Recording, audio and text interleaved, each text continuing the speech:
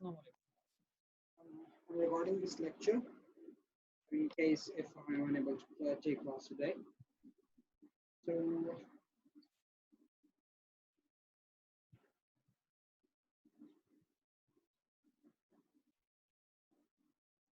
Last class के अंदर हम लोगों ने जो बातें डिस्कस की थी उसमें we were able to relate displacements and velocities. एक इक्वेशन ऐसी बना ली थी जिसमें डिस्प्लेसमेंट और वेलोसिटी आपस में लिंक हुई और फिर उसका ग्राफ प्लॉट किया था कि भाई how would the equation or how would the graph actually look like if we had this sort of function working on over here. आज की जो क्लास है उसके अंदर हम डिस्कस करेंगे कि भाई energy content of an oscillating body को किस तरह डील किया जाता है। Kinetic energy, the potential energy, total energy of the oscillating body, उसको कैसे हम वर्कआउट करेंगे। फिर थोड़ा बहुत डिस्कशन करेंगे हम रेजोनेंस और डैम्पिंग पे। So to start off with the idea of the energy content of an oscillating body in simple harmonic motion.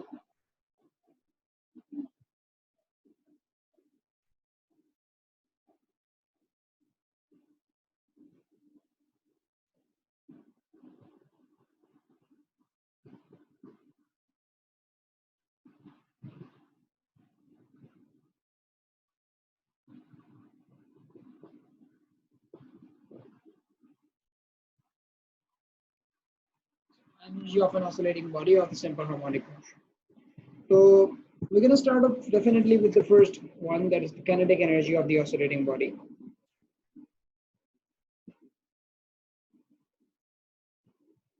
देखो जब आप kinetic energy की बात कर रहे हो तो we have designed an equation for velocity। हमें वैसे तो पता है kinetic energy का जो फॉर्मूला होता है वो हाफ एम वी स्क्वायर होता है, लेकिन क्योंकि हम ये बात पता कर चुके हैं कि भाई वेलोसिटी जो है वो है plus minus omega under root x not square minus x square. तो अगर मुझे काइनेटिक एनर्जी की वैल्यू डिटरमिन करनी है क्या करूंगा, मैं इसमें v को रिप्लेस कर दूँ। ये हो जाएगा half m omega under root x not square minus x square का होल स्क्वायर। ये चीज बन जाएगी हाफ m ओमेगा स्क्वायर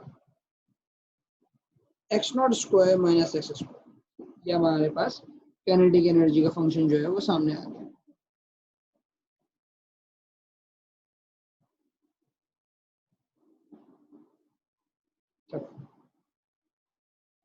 तो ये काइनेटिक एनर्जी की जो इक्वेशन बनी है ये किसी भी डिस्प्लेसमेंट के ऊपर उस ऑसिलेटिंग बॉडी की काइनेटिक एनर्जी निकालने की, कि अगर आपका पेंडुलम ऑसिलेट कर रहा है और किसी भी पॉइंट पर मालूम करना चाहते हैं कि इसकी काइनेटिक एनर्जी कितनी है, आप ये वाली इक्वेशन यूज करेंगे।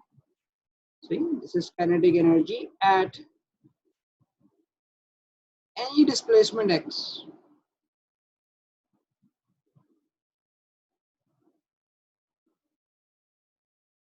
of the oscillating body। सही, हमने टाइम इंडिपेंडेंट कर दिया क्योंकि रिपीटेटिव मोशन था इसलिए टाइम का इतना फायदा नहीं था। हमने डिस्प्लेसमेंट के हिसाब से एनर्जी को डिटरमिन करने का मामला शुरू कर दिया।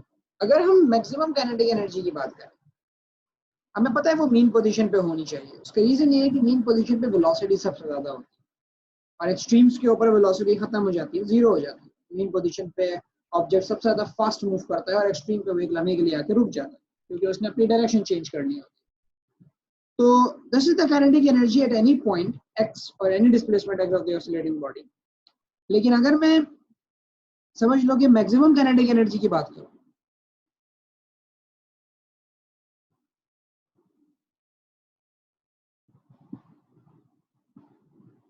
फॉर मैक्सिमम काइनेटिक एनर्जी मैं डिस्प्लेसमेंट को रखूंगा जीरो।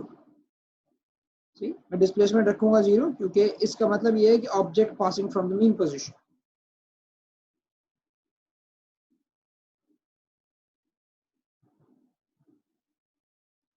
और जो मीन पोजीशन से गुजर रहा है। तो यहाँ पे मतलब जिस तरह से पिछली वाली डायग्राम थी, अगर मैं उसको यहीं पे कॉपी कर लूँ,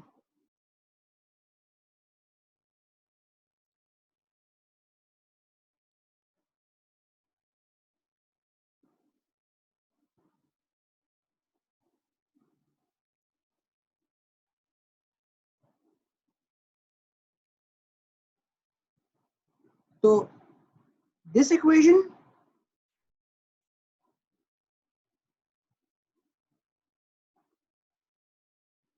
half m omega square x naught square minus x square. It's to find out the kinetic energy at this point. इस पॉइंट पे kinetic energy निकालने को। लेकिन अगर मैं kinetic energy यहाँ मालूम करना चाह रहा हूँ, यहाँ पे मुझे maximum kinetic energy मिलेगी due to max velocity.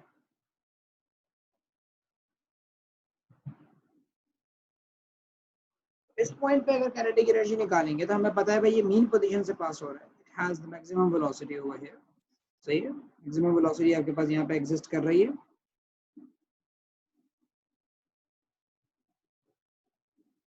तो डिस्प्लेसमेंट को रखूंगा मैं इस फंक्शन में 0.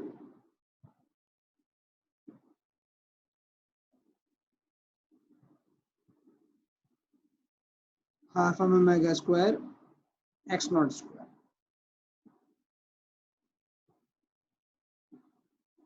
ये हमारे पास फंक्शन बन के सामने आ गया. अगर मैं मैक्सिमम काइनेटिक एनर्जी निकालूं तो मैं लिख देता हूँ ई के max for the maximum kinetic energy. Kinetic energy के बाद अगली चीज जो है वो हमारे पास आती है पोटेंशियल एनर्जी. लेकिन मैं पोटेंशियल एनर्जी से पहले मैं डिस्कस करना चाहूंगा टोटल एनर्जी. उसके बाद फिर मैं पोटेंशियल पे जाऊंगा, तो डिराइव करना आसान हो जाता है. So if I start off with total energy, तो देखो एक बात याद रखना, ये ऑसिलेटिंग बॉडी है और अगर एनर्जी लॉस ना हो रहा हो किसी सिस्टम में तो जितनी एनर्जी आप ये समझ लो कि एक्सट्रीम पोजीशन पे पोटेंशियल होगा वही काइनेटिक बनेगा, वही वापस पोटेंशियल एनर्जी बन रहा होगा. तो एनर्जी जो है वो इंटरचेंजेबली यूज हो रही होगी. बात का कहने का मकसद ये है यहाँ पे मेरा कि अगर मैं एक पेंडुलम की ऑसिलेटिंग बॉडी को कंसीडर करता हूँ कि भाई यहाँ से वो ऑब्जेक्ट शुरू हुआ, ऑसिलेट करता हुआ मीन पोजीशन पे आया और उसके बाद अपने अगले एक्सट्रीम पे पहुंच चुका. ठीक है, तो लाजमी सी बात है इस मूवमेंट के दौरान from extreme to mean and then back to extreme, मैं कहता हूँ कि मेरे सिस्टम के पास यहाँ पे वेलोसिटी 0 होती है, यहाँ वेलोसिटी मैक्सिमम होती है और इस एक्सट्रीम पे भी दोबारा वेलोसिटी 0 हो जाए.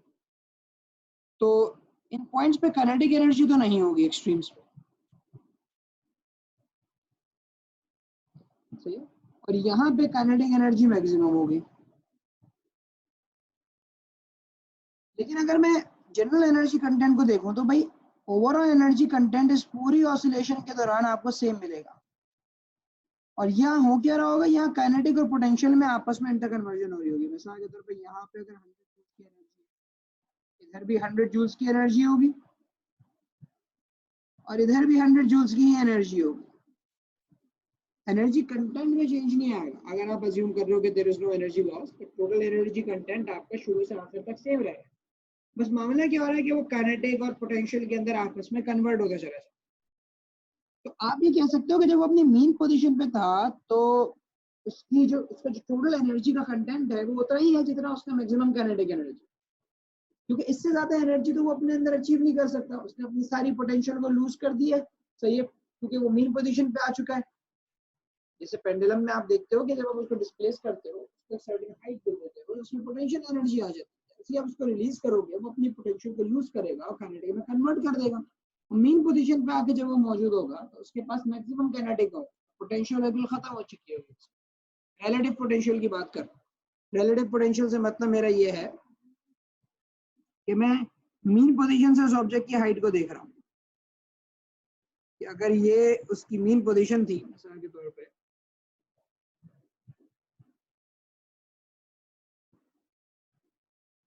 और ये उसकी एक्सट्रीम थी,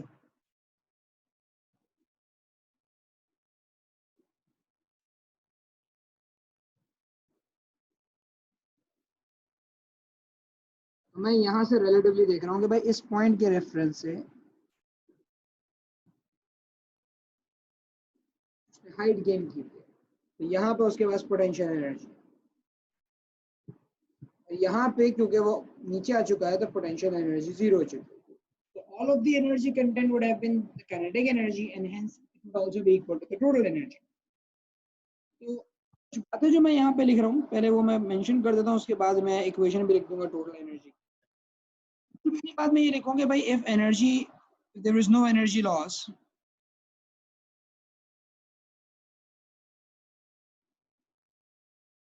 there is no energy loss,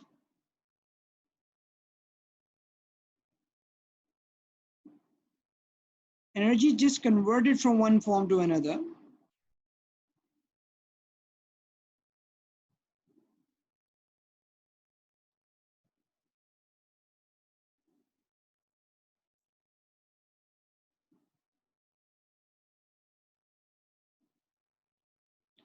And the overall, जिसको आप टोटल भी कह सकते हो, energy content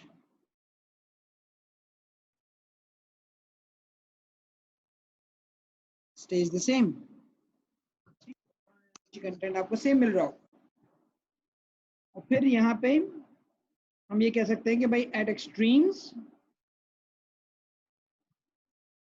एक्सट्रीम्स का मतलब मैक्सिमम डिस्प्लेसमेंट्स,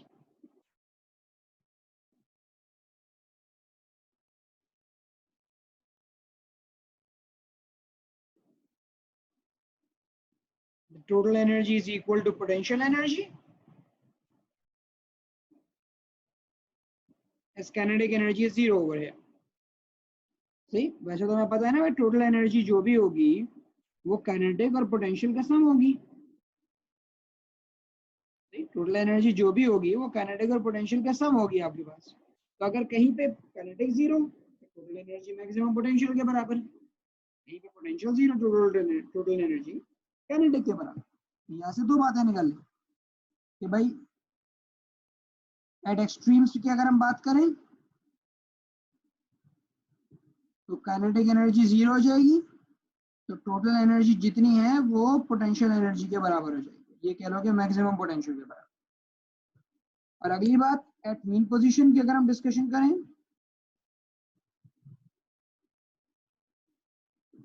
उस वक्त पोटेंशियल एनर्जी जीरो हो जाएगी, तो जो टोटल एनर्जी है वो मैक्सिमम काइनेटिक एनर्जी के बराबर हो जाएगी।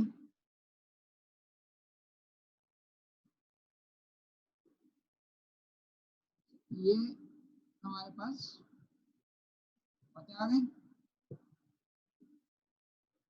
तो भाई यहाँ पे जब मैंने बोला एक्सट्रीम पे पोटेंशियल एनर्जी जीरो, तो एक्सट्रीम पे काइनेटिक एनर्जी जीरो पोटेंशियल के बराबर, और एट मीन पोजीशन हमने यहाँ पे देख लिया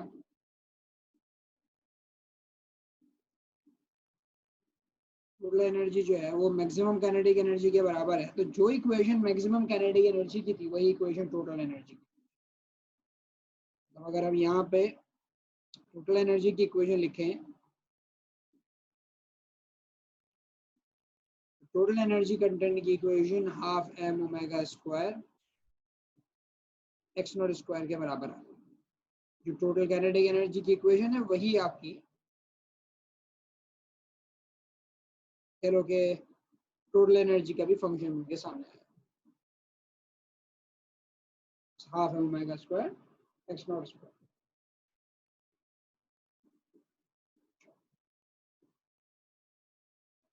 अब हम चलते हैं पोटेंशियल एनर्जी की तरफ।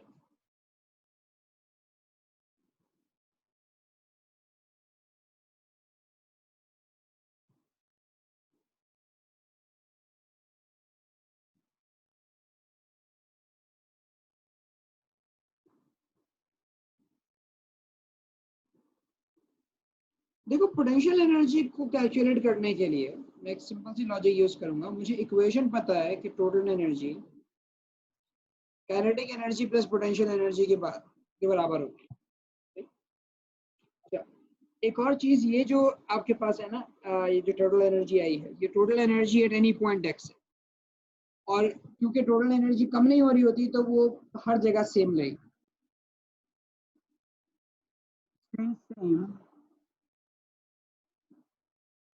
at all displacements,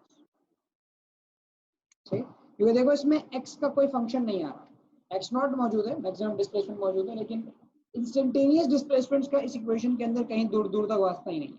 इसका मतलब ये लोकेशन टू लोकेशन वेरी नहीं कर रही होगी, कि टोटल एनर्जी कंटेंट शुरू से लेकर आखिर तक ऑसिलेटिंग बॉडी के हर लोकेशन पे आपको सेम मिल रही है।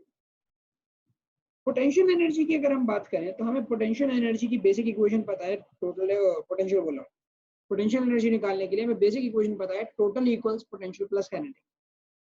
मेरे पास टोटल एनर्जी की इक्वेशन मौजूद है, अभी मैंने ऊपर निकाली half M omega square x not square, और मेरे पास काइनेटिक एनर्जी की इक्वेशन मौजूद है। किसी भी पॉइंट पे अगर हमें काइनेटिक एनर्जी निकालनी हो तो half M omega square x not square minus x square हो जाता है। अब मैं मालूम करना चाह रहा हूँ potential energy, potential energy at any point x मैं निकालना चाह रहा हूँ। किसी भी जगह पे मुझे पता चल जाए पोटेंशियल एनर्जी की वैल्यू कितनी, तो लाजमी सी बात है कि अगर मुझे कैलकुलेट करना है तो what am I going to do, I subtract that.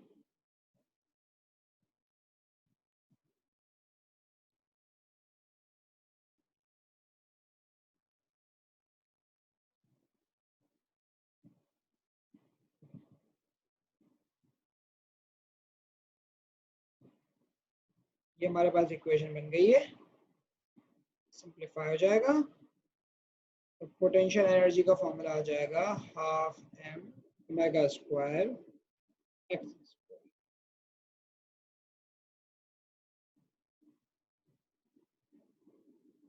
ये आपका फॉर्मूला।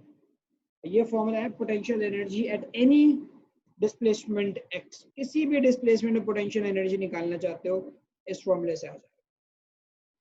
पोटेंशियल एनर्जी एट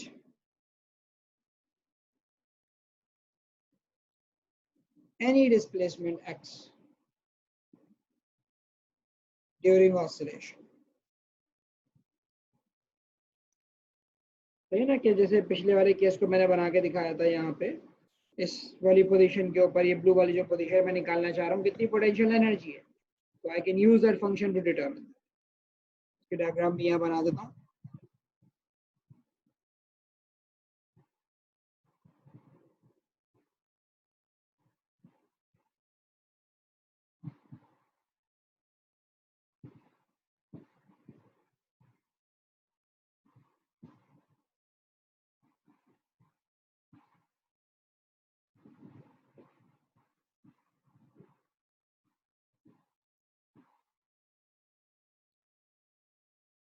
ये पोजीशन बन गई।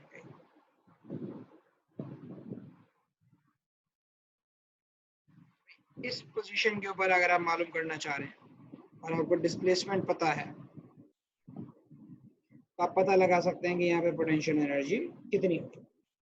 तो आपके पास at any displacement x potential energy निकालने का भी फॉर्मूला आ गया और आपके पास काइनेटिक एनर्जी निकालने का भी फॉर्मूला। अच्छा, अगर मैक्सिमम पोटेंशियल एनर्जी चाहिए वो तो आप वैसे ही जानते हैं कि भाई मैक्सिमम पोटेंशियल एनर्जी तो टोटल के बराबर होगी।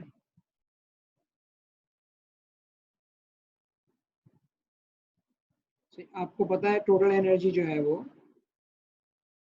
मैक्सिमम पोटेंशियल एनर्जी के बराबर है एट एक्सट्रीम्स। सही, that is when your x is equal to x naught, जब आपका x x नॉट के बराबर हो जाए तो पोटेंशियल एनर्जी मैक्सिमम का जो फॉर्मूला बन जाएगा हाफ एम ओमेगा स्क्वायर। मैं x की जगह x नॉट डाल देता हूँ, x नॉट स्क्वायर, ये वही फॉर्मूला।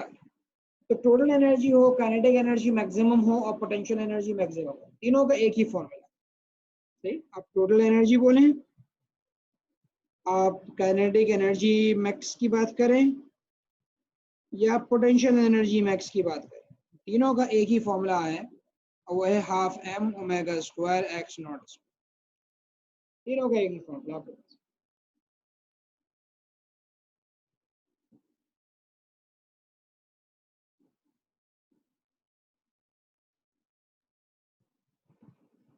ठीक है, तो ये हमारे पास पोटेंशियल एनर्जी भी आ गई इक्वेशन में, काइनेटिक एनर्जी का भी फंक्शन बन गया और टोटल एनर्जी का भी फंक्शन। और हमने देख लिया कि भाई किस तरह से इन इक्वेशंस के अंदर हम मुख्तलिफ वैल्यूज को रख के इसको डिटरमिन भी कर सकते हैं। पोटेंशियल टू काइनेटिक की कन्वर्जन का भी मामला लगाया जा सकता है कि भाई पोटेंशियल एनर्जी काइनेटिक में कन्वर्ट हो रही है।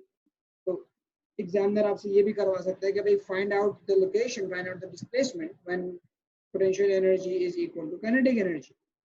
तो लाजमी बात है मूवमेंट हो रही होगी तो पोटेंशियल और काइनेटिक में वेरिएशन आ रही होगी। तो अगर हम बोलेंगे भाई find out the displacement x when potential energy equals kinetic energy. तो इक्वेशंस पे इक्वेट कर दीजिएगा। हमें पोटेंशियल एनर्जी एट एक्स का फंक्शन पता है, half M omega square X square, और हमें kinetic energy at any displacement X का भी फंक्शन पता है, half M omega square x not square minus x square. तो पोटेंशियल इक्वल्स काइनेटिक,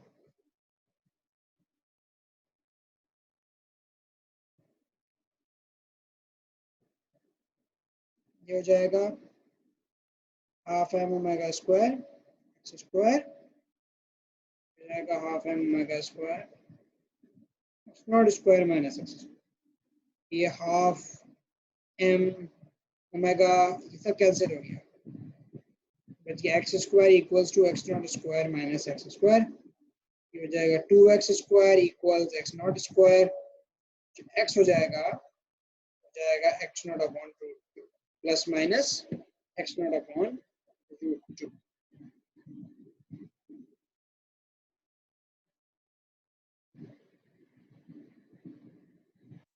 ये आपके पास डिस्प्लेसमेंट आ गई कि भाई when your x is equal to x naught upon root two, उस पॉइंट के ऊपर आपको पोटेंशियल एनर्जी और काइनेटिक एनर्जी बराबर है।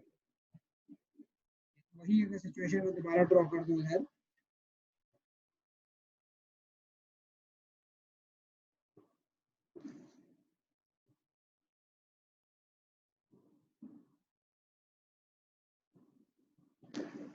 अगर ये डिस्प्लेसमेंट में बोलता हूँ x नॉट के बराबर है,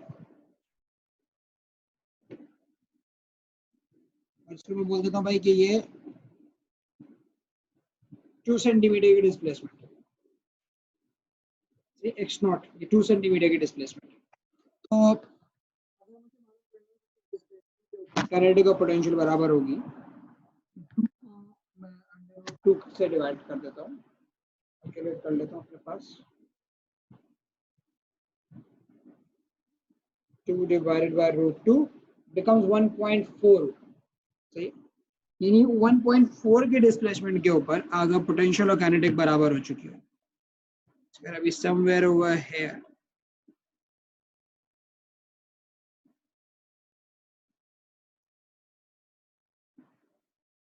सेंटर से थोड़ा दूर ही होगा, यहाँ कहीं होगा,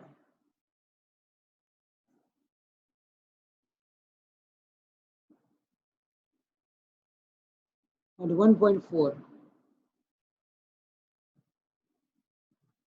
सही, प्लस माइनस का मतलब ये है कि भाई यहाँ पे डिस्प्लेसमेंट नेगेटिव है, इसकी साइड तो माइनस 1.4 है, इसी तरह से दूसरी साइड पे भी आपके पास यही डिस्प्लेसमेंट आपको मिलेगी।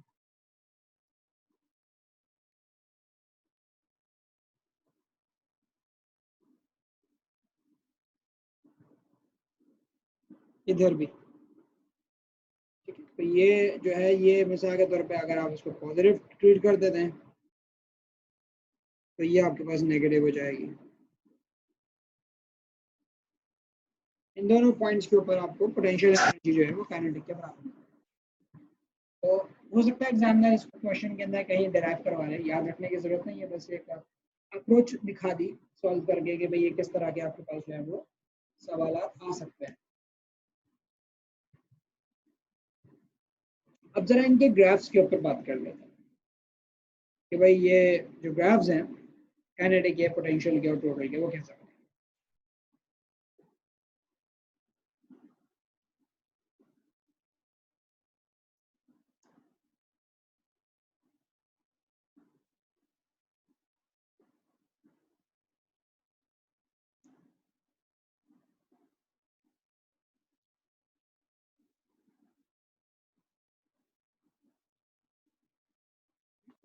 Working on the graphs of kinetic, potential and total, जरा सिल बना लूं।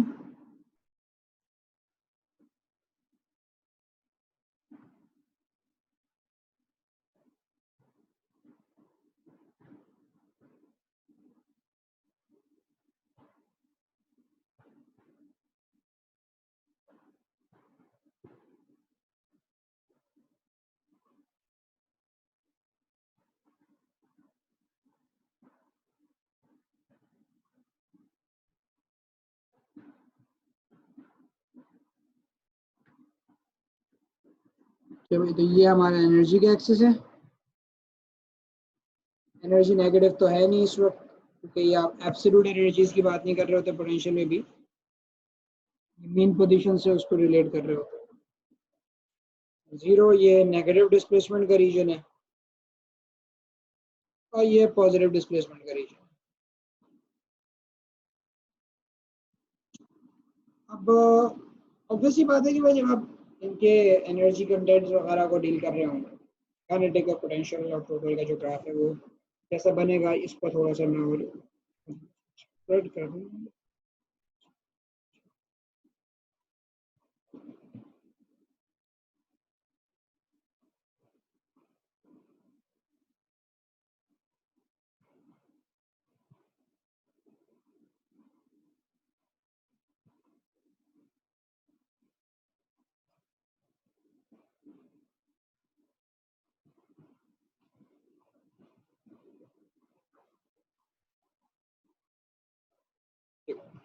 तो भाई सबसे पहले तो मैं बात करूंगा टोटल एनर्जी का। टोटल एनर्जी के ऊपर शुरू करता हूँ। देखिए टोटल एनर्जी का जो फंक्शन था हमारा वो था half M omega square x not square. आपको पता है टोटल एनर्जी का डिस्प्लेसमेंट से कोई वास्ता ही नहीं है, सही। तो अगर मैं मैक्सिमम डिस्प्लेसमेंट मार्क भी कर दूं, अगर मैं मैक्सिमम डिस्प्लेसमेंट मार्क भी कर दूं, मिसाल के तौर पे 1 2 3 एक यहाँ लगा दूंगा मैं मैक्सिमम डिस्प्लेसमेंट, ये और 1 2 3 एक, अगर इन दोनों जगहों पे मैक्सिमम डिस्प्लेसमेंट मार्क भी हो जाएं तो इसके बावजूद भी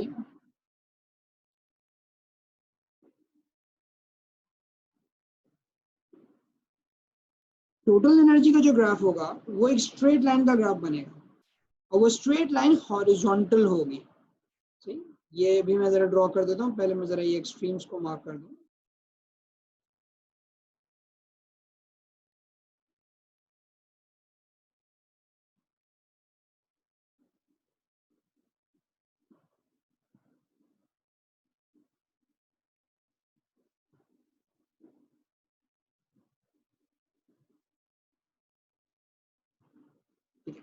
तो जो टोटल एनर्जी है अगर उसका ग्राफ देखा जाए तो भाई वो कांस्टेंट है हर जगह पे, उसमें तो वेरिएशन ही नहीं आ रही। तो जिसका ग्राफ होगा वो हॉरिजॉन्टल लाइन होगा from one extreme to the next. ये आपका ग्राफ होगा टोटल एनर्जी का, ना कम हो रहा है ना ज्यादा हो रहा है, एक ही वैल्यू आपको मिल रही है यहाँ पे। और ये जहाँ पे बना है ये मैक्सिमम एनर्जी कंटेंट, ये वाला पॉइंट जो है वाई एक्सिस पे ये मैक्सिमम एनर्जी का पॉइंट है, इससे ज्यादा एनर्जी कंटेंट बढ़ नहीं सकता। अब बात करते हैं पोटेंशियल की ना।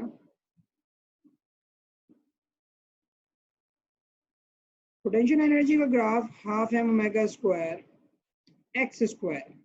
तो अगर आप गौर करें तो ये हाफ एम ओमेगा ये सब कांस्टेंट है, तो ये ग्राफ एज सच एक क्वाड्रेटिक फंक्शन है, मतलब y equals 2x square 3x square 5x square इस तरह का ग्राफ है। और क्वाड्रेटिक फंक्शन आपको पता है कि एक पॉजिटिव क्वाड्रेटिक फंक्शन जो है वो हैप्पी फेज बनता है, ठीक? और अगर उसके लिहाज से भी देख लो तो मीन पोजीशन के ऊपर आपको पता है पोटेंशियल जीरो होगा, एक्सट्रीम्स के ऊपर आपको मैक्सिमम पोटेंशियल मिल रहा होगा। अगर मैं यहाँ पे उस क्वाड्रेटिक फंक्शन को ड्रॉ करता हूँ,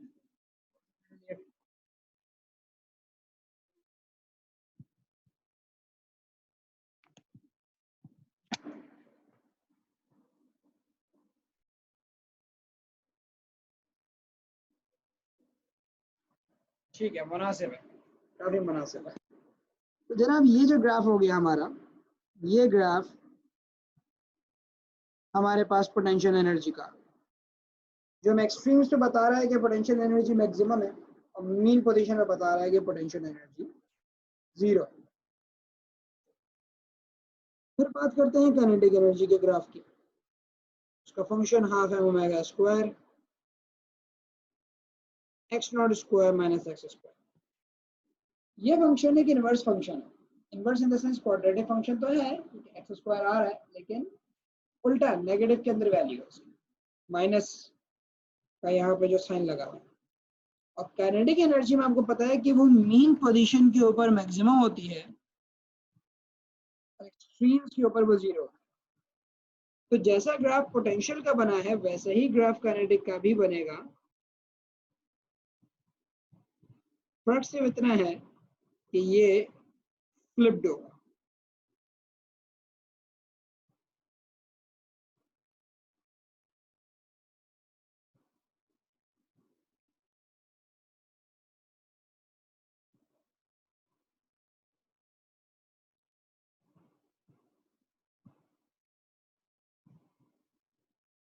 ये ऐसा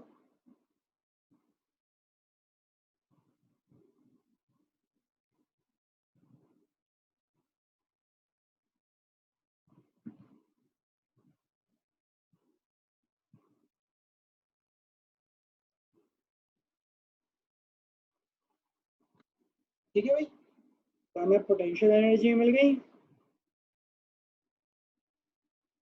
हमें काइनेटिक एनर्जी का भी ग्राफ मिल गया, और हमें वो पॉइंट भी मिल गया जिसको हमने अभी निकाला था √2 वाला, जहाँ पे काइनेटिक और पोटेंशियल एनर्जी दोनों बराबर है। यहाँ पे काइनेटिक और पोटेंशियल दोनों एक दूसरे के इक्वल हो जाएंगी।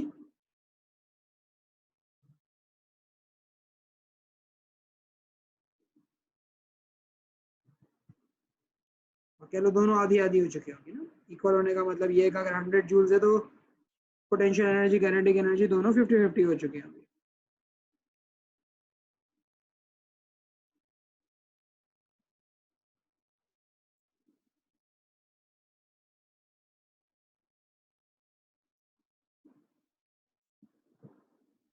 तो यहाँ से हमें ये पता चल जाएगा कि भाई ये जो पॉइंट है ये x0/√2 वाले पॉइंट्स है। वो पॉइंट्स जहाँ पे आपके पास काइनेटिक एनर्जी और पोटेंशियल एनर्जी दोनों की बराबर आ रही है। तो ये हमने energy content of a simple harmonic motion जो है उसको देख लिया, किस तरह काइनेटिक, पोटेंशियल और टोटल एनर्जी आपस में एक दूसरे के साथ इंटरकन्वर्जन्स परफॉर्म कर रही है।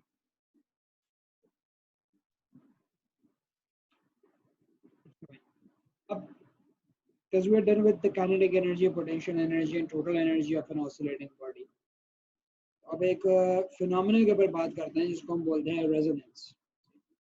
जो हमारी डिस्कशन होगी वो रेजोनेंस और एक और फिनोमेना जिसको हम बोलते हैं डैम्पिंग, उन दो बातों पे होगी। रेजोनेंस क्या होता है, सबसे पहले तो इस चीज के ऊपर बात करते हैं। Assume this is not the first time you are hearing this word resonance. Would have heard before.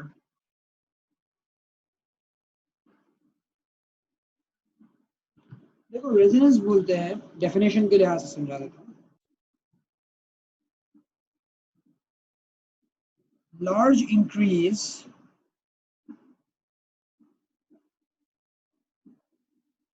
in the amplitude of vibration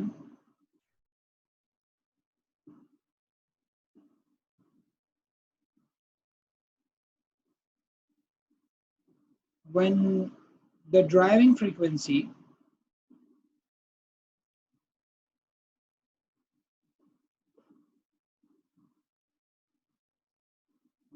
becomes equal to the natural frequency.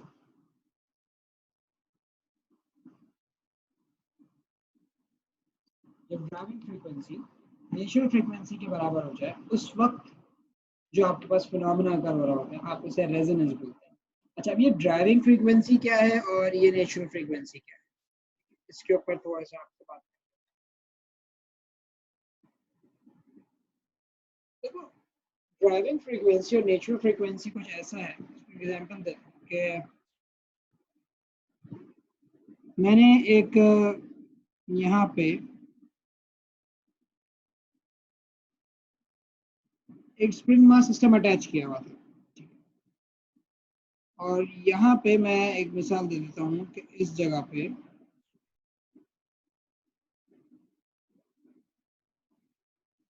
ये हमारे पास एक वाइब्रेटिंग मोटर है, सही, अभी ये ऑफ है, सही, और ये स्प्रिंग मास सिस्टम है जहाँ पे अटैच हुआ है। मैं क्या करता हूँ, मैं मास को नीचे डिस्प्लेस करता हूँ और इसे ऑसिलेशन दे देता हूँ। वाइब्रेटिंग मोटर को भी नहीं चलाया, मैंने खुद ही मास को पुल किया, यानी सेल्फ पुल किया और इसे ऑसिलेट करने दे दिया। तो ऑब्वियस सी बात है कि आप जब ये मास ऑसिलेट कर रहा होगा, it will be moving up and down with a certain frequency. सही, आपका जो सिस्टम है वो ऑसिलेट कर रहा होगा with a certain frequency, वो नीचे जा रहा होगा, ऊपर आ रहा होगा। ये जो फ्रीक्वेंसी है ये नेचुरल फ्रीक्वेंसी है, वो फ्रीक्वेंसी जिससे आपका सिस्टम खुद ऑसिलेट कर रहा है, फ्रीक्वेंसी को नेचुरल फ्रीक्वेंसी का नाम है। तो यहाँ पे मोटर अभी भी ऑफ रखी हुई हमने दोनों केसेस में, मोटर स्विच ऑफ, अभी नेचुरल फ्रीक्वेंसी से ऑसिलेट कर रहा है। और लेट्स से इसके जो एक्सट्रीम्स आ रहे हैं वो ये आ रहे हैं, मिनिमम यहाँ तक और लाजमी बात है मैक्सिमम यहाँ तक, ये एक्सट्रीम्स है।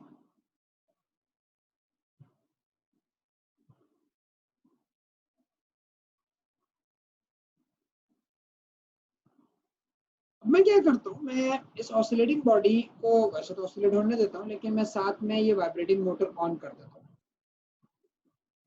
जब मैं ये वाइब्रेटिंग मोटर ऑन करूंगा तो अब एक वाइब्रेशन तो मेरा सिस्टम मेरे अप्लाई की हुई फोर्स की वजह से कर रहा था, और अब एक वाइब्रेशन ये जो मोटर है ये भी क्रिएट कर रहा है।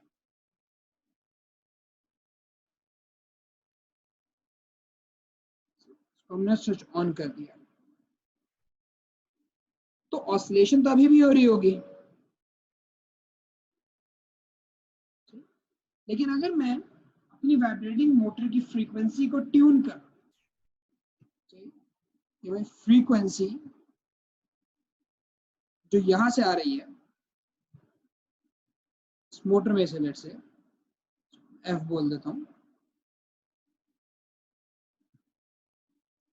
इसकी जो फ्रीक्वेंसी होगी that is the driving frequency.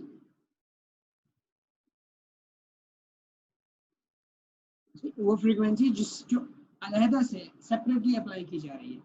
एक तो मास ऑलरेडी अपनी फ्रीक्वेंसी से ऑसिलेट कर रहा था स्प्रिंग मास सिस्टम, लेकिन एक फ्रीक्वेंसी आपने अलहदा से अप्लाई की, एक वाइब्रेटिंग सोर्स आपने अलहदा लगा दी, वाइब्रेटिंग मैकेनिज्म वाइब्रेटिंग मोटर आपने ऑन कर दी, अब वो भी ऑसिलेट करवा रही है इस system.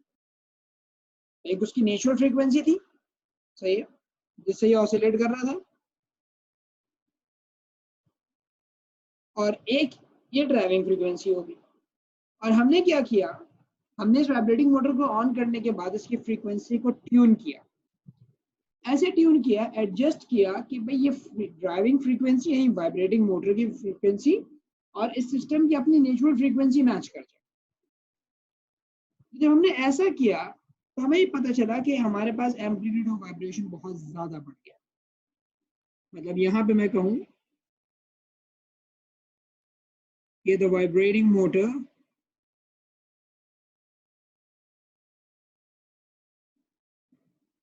is turned on and its frequency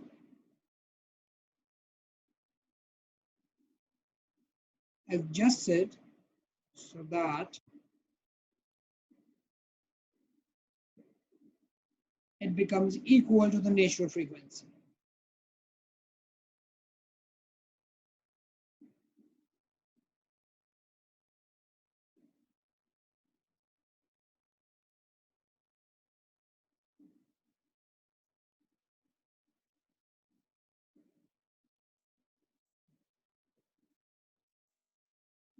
Of the oscillating body.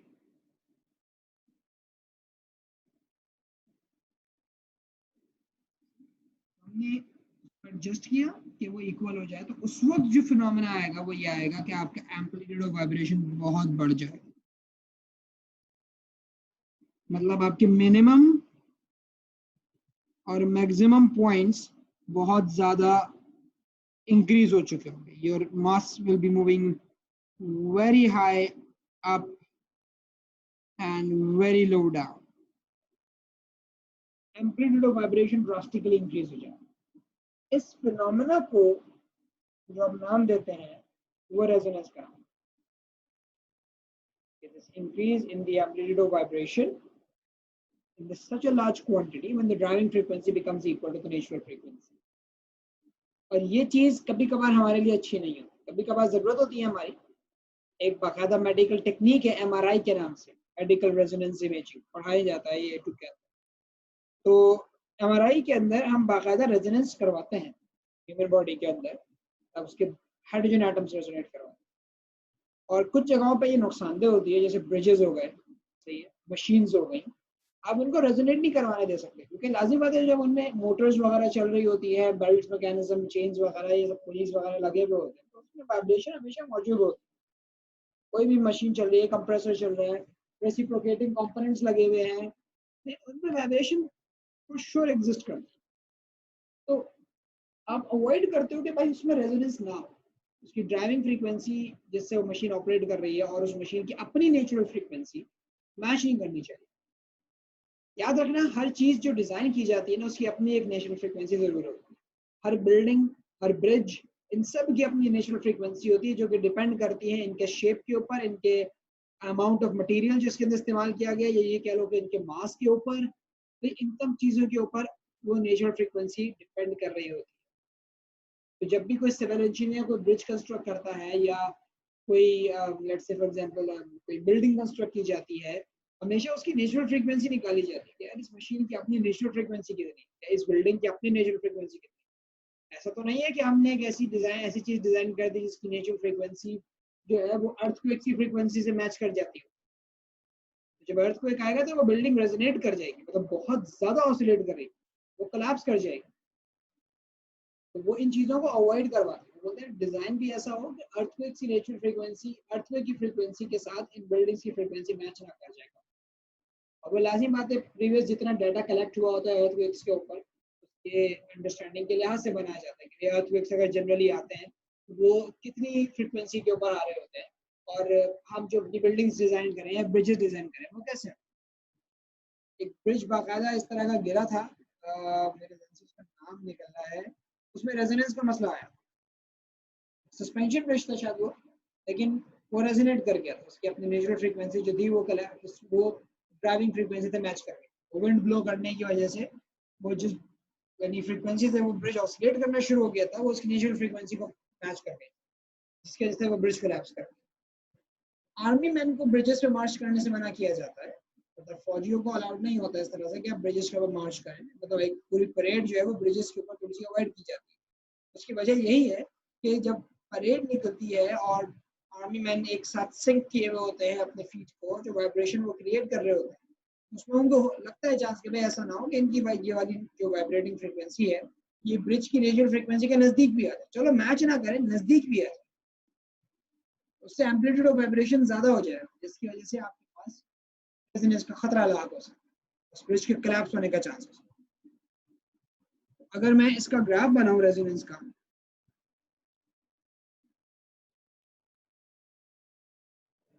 Graph कुछ ऐसा बनता है।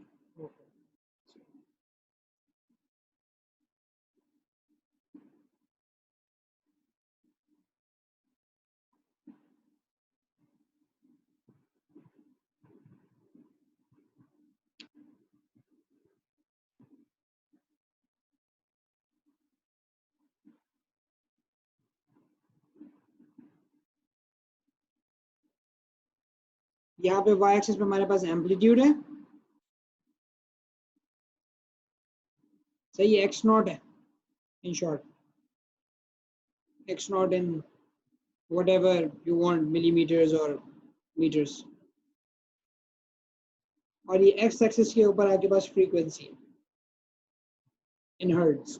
जनरली ये फ्रीक्वेंसी है आपकी ड्राइविंग फ्रीक्वेंसी, ड्राइविंग फ्रीक्वेंसी बढ़ाते जा रहे हैं।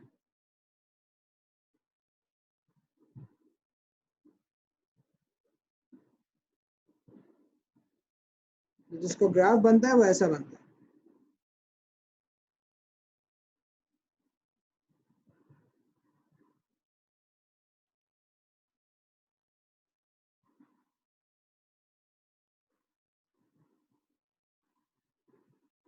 इस तरह का ग्राफ आ रहा होगा कि जैसे जैसे आप नज़दीक आते चले जाते हैं नेचुरल फ्रीक्वेंसी के, आपका एम्पलीट्यूड ऑफ वाइब्रेशन बढ़ता चला जाता है। और जब आप बिल्कुल मतलब ऐसे पॉइंट पे खड़े होते हैं कि ड्राइविंग फ्रीक्वेंसी नेचुरल के बराबर है, इस फ्रीक्वेंसी एफ को मैं बोलूँगा भाई यहाँ पे driving frequency equals natural frequency.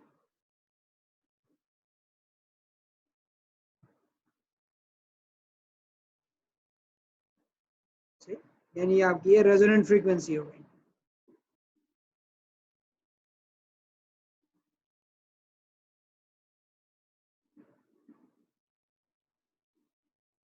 ये आपकी रेजोनेंट फ्रीक्वेंसी, ड्राइविंग फ्रीक्वेंसी और नेचुरल फ्रीक्वेंसी मैच कर गई तो आपको जो एम्पलीट्यूड ऑफ वाइब्रेशन मिल रहा है वो मैक्सिमम है। You have the maximum amplitude of vibration.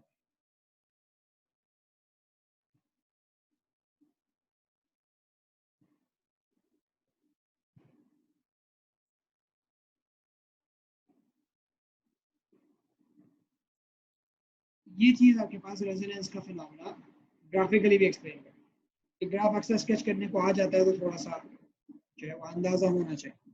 अच्छा ये बात भी याद रखना कि ड्राइविंग फ्रीक्वेंसी ऐसा नहीं है कि बढ़ाते जाओगे तो एम्पलीट्यूड बढ़ता ही चला जाएगा, नहीं। आप जब मैच होगा दोनों का मामला तब आपके पास रेजोनेंस सबसे ज्यादा होगी। लेकिन अगर आप कहने के और मजीद आगे चले जाते हैं, ड्राइविंग फ्रीक्वेंसी को और आगे लेके चले जाते हैं, तो अब एम्पलीट्यूड बढ़ेगा नहीं, उल्टा कम होना शुरू हो जाए।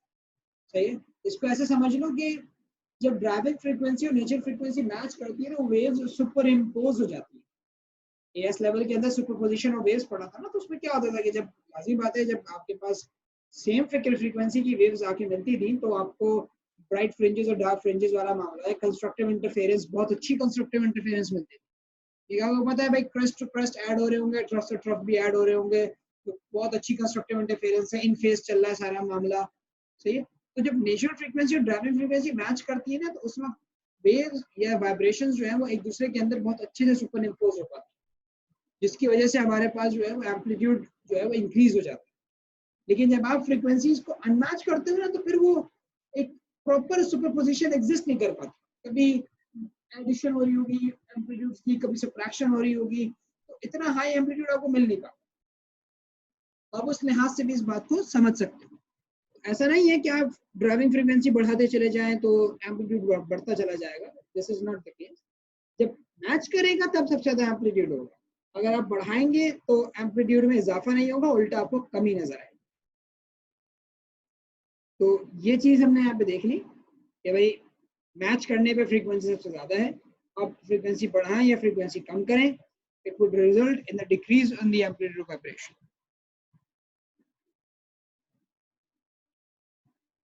Increasing or decreasing driving frequency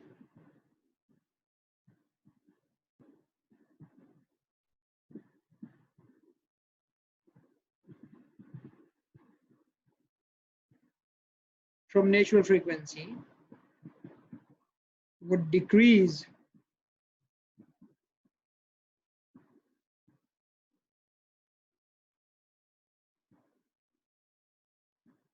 the amplitude of vibration. Maximum सिर्फ रेजोनेंट पर।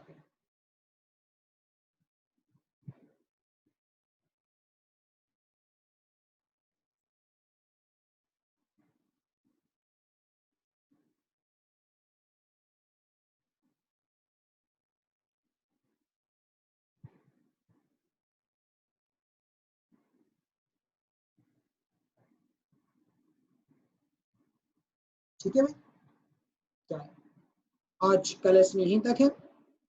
इसमें एक टॉपिक और रह गया है, इंशाल्लाह वो नेक्स्ट वीक की क्लास के अंदर हम लोग डिस्कस करेंगे, वो है डैम्पिंग का कॉन्सेप्ट। और एक छोटा सा और कॉन्सेप्ट मैं साथ साथ पढ़ाऊंगा, डैम्पिंग से रिलेटेड तो नहीं है लेकिन खैर वाइब्रेशन से रिलेटेड है। तो उसके बाद फिर आपका सवाल खत्म हो, चैप्टर खत्म हो जाएगा और नेक्स्ट वीक के अंदर ही जो है हम इसके पास्ट पेपर्स वगैरह भी करके ऑसिलेशंस के इस चैप्टर को wind up. So we will be done with 3 chapters. ठीक है भाई, इंशाल्लाह मुलाकात होती है, आपसे बात होती है दोबारा। ख्याल रखिएगा। अल्लाह हाफिज़।